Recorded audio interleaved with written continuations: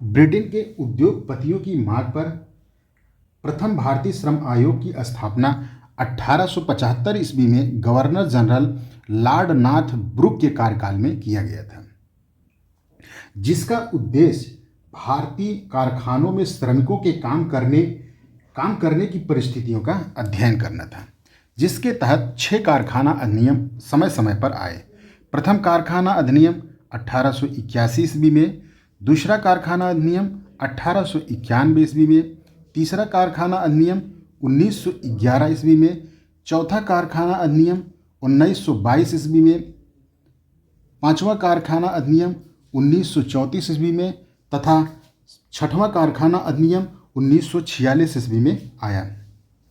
प्रथम कारखाना अधिनियम 1881 ईस्वी में गवर्नर जनरल लॉर्ड रिपन के कार्यकाल में आया था, जिसका मेन उद्देश्य था बाल श्रम से संबंधित था, जिसके तहत 7 वर्ष से कम आयु के बच्चों को कारखाने में काम करने पर प्रतिबंधित किया गया तथा 7 से 12 वर्ष के बच्चों की कार्य की अवधि 9 घंटे निश्चित की गई थी। यह कारखाना अधिनियम उन्हीं कंपनियों में लागू किया गया जहां पर श्रमिकों की संख्या 100 से कम थी। इसके तहत बच्चों के लिए प्रतिदिन 1 घंटे के अवकाश और महीने में 4 दिन की छुट्टियां निर्धारित की गई थी। दूसरा कारखाना अधिनियम 1891 ईस्वी में गवर्नर जनरल लैंसडाउन के शासनकाल में आया। यह उन कारखानों में लागू किया गया जहां पर श्रमिकों की संख्या 50 से कम थी। इस कारखाना अधिनियम का मेन उद्देश्य महिलाओं की स्थिति में सुधार करना था, जिसके तहत महिलाओं को रात 8 बजे से लेकर सुबह 5 बजे तक कार्य करने पर निषेध था और इसके साथ ही कार्य करने की अवधि 11 घंटे निश्चित की गई तथा सप्ताह में 1 दिन की छुट्टी की व्यवस्था की गई।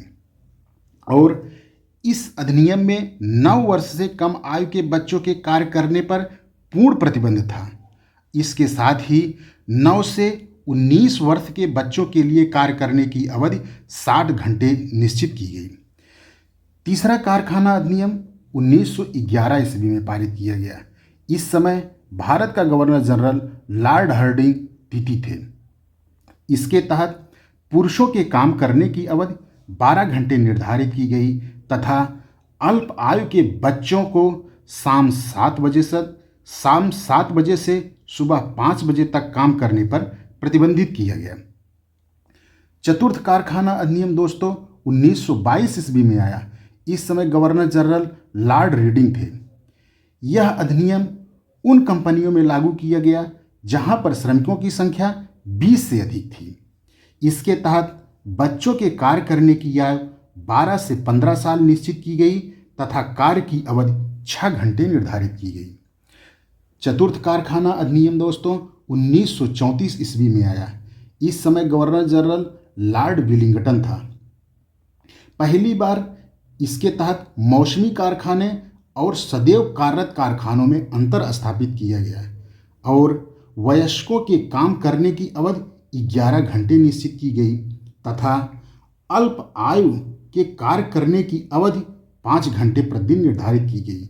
इसके साथ ही इस अधिनियम के तहत श्रमिकों के लिए आराम और चिकित्सा की व्यवस्था भी की गई।